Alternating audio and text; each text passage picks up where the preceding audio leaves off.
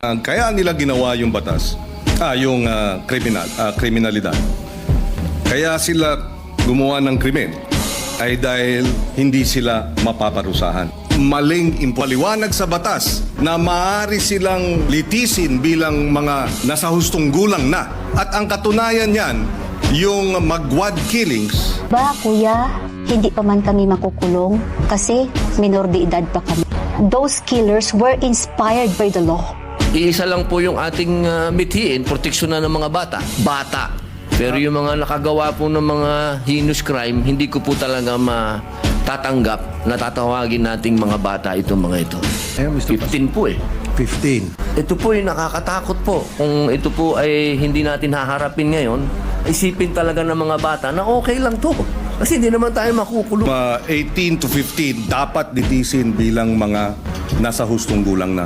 At yung 15 and below naman, pagka serious offenses, pwede silang mandatory confinement for a period not less than 1 year. May pananagutan din ang mga magulang sa ilalim ng batas. Ang kabataan po natin sa ngayon, nakita nila kasi na tayo easy-easy lang. At alam naman natin na kayo po mismo ang nagsabi may problema sa implementasyon at napanood pa nila ngayon yan. Nako, doon po lang ako talaga nasaktan. Dinala yung mga nang-rape at pumatay na nag-video pa doon sa kanilang ginawang rape at ginawa nilang autopsy.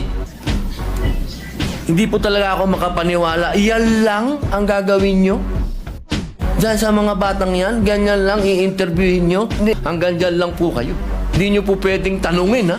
Ako na po yun, senador na po ako nun. Hindi ko pwedeng tanungin. Hindi ko pwedeng kausapin. Hindi ko pwedeng, wala ho talaga. Hindi daw pwede. Kasi underage sila.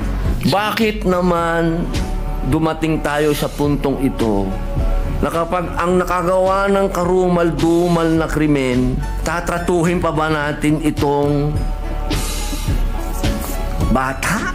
Sana. Pero bago tayo makarating sa rehabilitation, magbayad ka muna ng kasalanan mo. Hindi naman po pwedeng hindi ka magbayad ng kasalanan. Yun lamang po.